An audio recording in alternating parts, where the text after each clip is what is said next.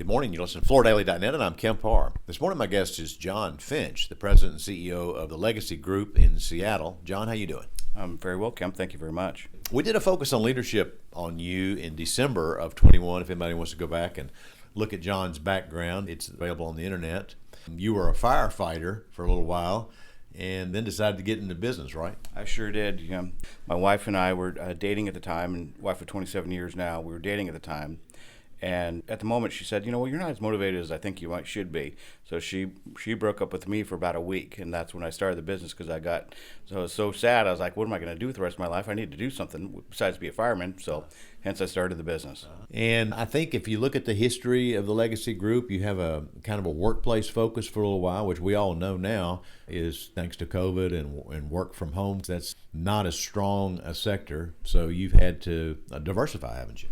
Yeah, we've diversified. We've always been in furniture and flooring for the most part. However, we saw the biggest comeback in 2022 from COVID. We started in 2021, came back pretty strong. 2022 was our best year. The actually end user workplace has been quite strong for us with regard to occupied office refresh, where we do lift install, where furniture customers are wanting to refresh their spaces in preparation for people to come back.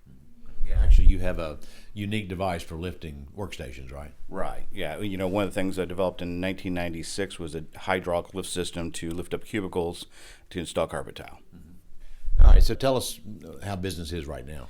Business is super strong. We went over 41 million last year in 2022. We have strong prospects this year. I think we should hit between 35 and 40 million is what we're projecting. That's fantastic.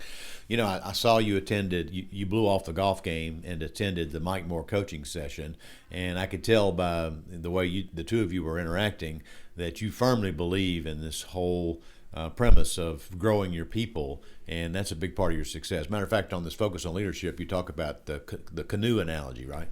Absolutely. So we talk about the canoe analogy where our company is a canoe. The rivers are the marketplace. The current is our competition. And we essentially are all in the canoe together, paddling upstream. And part of the canoe is we all have a right to be happy. And sometimes if you're not happy, you got to raise your hand and say, hey, I'm not happy in this position, or I'm not happy with the situation. It's our responsibility as leadership and ownership to be able to address that and make sure they find a happy place in the canoe. And matter of fact, one of the things that we do is we developed a thing called the Paddler's Guide, which is basically our core values. And basically our purpose is doing good business with good people, getting great results.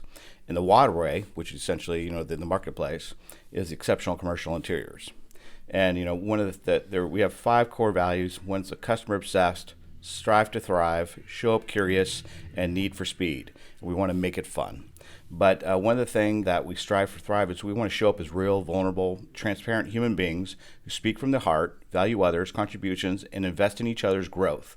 When we help each other succeed, we all win, and we're not talking about participation trophies. So it's this focus on making sure your people are happy and you're growing them. I mean, that's part of the secret of your success, wouldn't you say?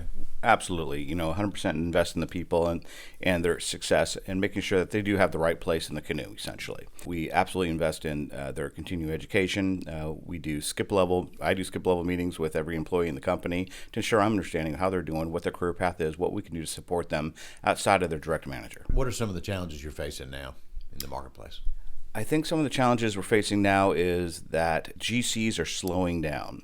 And one of the things that we are really passionate about is identifying what a really good client is. And when a good client, they appreciate the value, they're busy, and when they are busy and they appreciate the completeness of accuracy and a quick award. However, right now, some general contractors are not as busy, so they tend to spend more time analyzing bid results, getting more proposals, which can make a more competitive marketplace.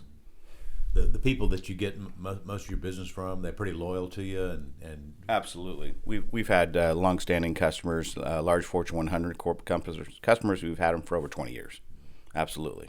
And the idea is, we've had to support them through their evolution of their business with them sending folks home to work from home quite a bit and struggling to get them back. But as they come back, it's created a resurgence and interest in refreshing their space. Now, you're on the Fuse board, right?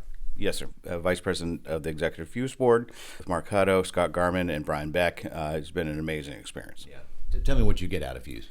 That only we meet once a year as a whole entire Fuse organization, and it is absolutely invaluable. So everything we do here, I'm talking to people that have a $2 million business and people that have a $150 million business. And it's fantastic to get the experience and the interaction with folks here. So, I mean, you come here, I'm sure you have challenges that you want to try to find people that can help you solve them, right?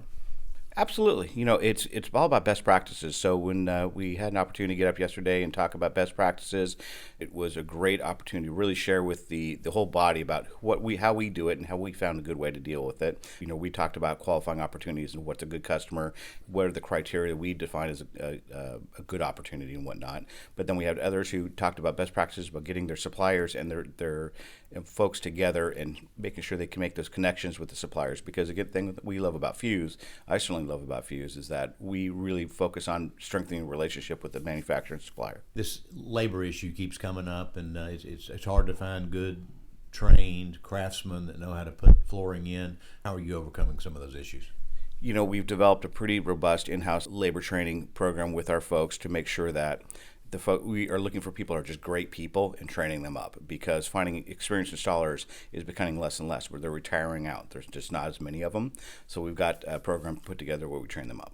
And so where do you target some of the prospects? Are you going looking for waiters or from that industry, or where? 9 times out of 10, actually, it's general contractors is what we're going after, where they have project engineers, superintendents, carpenters that are looking to get out of their the GC business, and they've been amazing hires. All right, John. Well, thanks for giving us an update on what's going on with the Legacy Group based in Seattle. Again, been talking to John Finch, the president and CEO, and you've been listening to Kemp Harr and FloorDaily.net.